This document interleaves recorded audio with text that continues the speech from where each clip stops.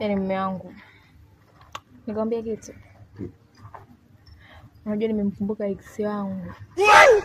Alikuwa mzuri jamani yule mkaka.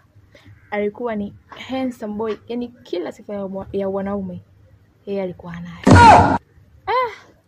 Nimejua kucheza na bahati mimi. Nimepoteza bahati. Mpaka najuta. Maisha haya. Pole. Ngoja nikuoneshe picha yake. Mimi picha yake ninayo. Ona. Kweli. Sasa je. Sorry.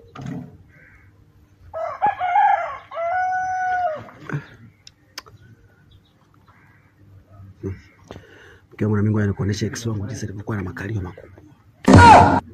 Alikuwa mzuri, yani sijui nilifeli wapi yani. Basi tu hizi tamaa za ajabu ajabu.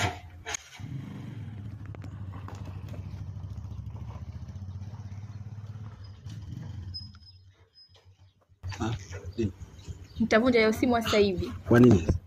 Mbona unaleta dharau wewe? Kwanza mwenyewe hapo nimekustiri tu. Nimekubeba basi. Mwenyewe nasakiwa na wanaume kibao tu. Alafu yule ex wako kama alikuwa mzuri kushinda mimi. Mbona ulimwacha upo na mimi?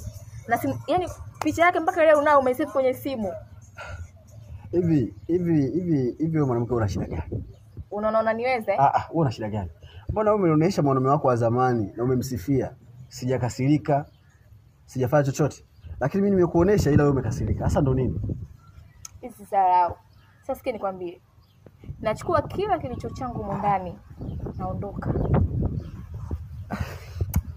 Kwa hiyo ukifanya wewe sawa, nikifanya mimi sio sawa. Ili uamini kama nipo serious, mimi nikuoneshe. Bora ndo kweli au? Sasa wewe utaondokaje wakati wewe mwenyewe ndo umeanzisha hivi vitu?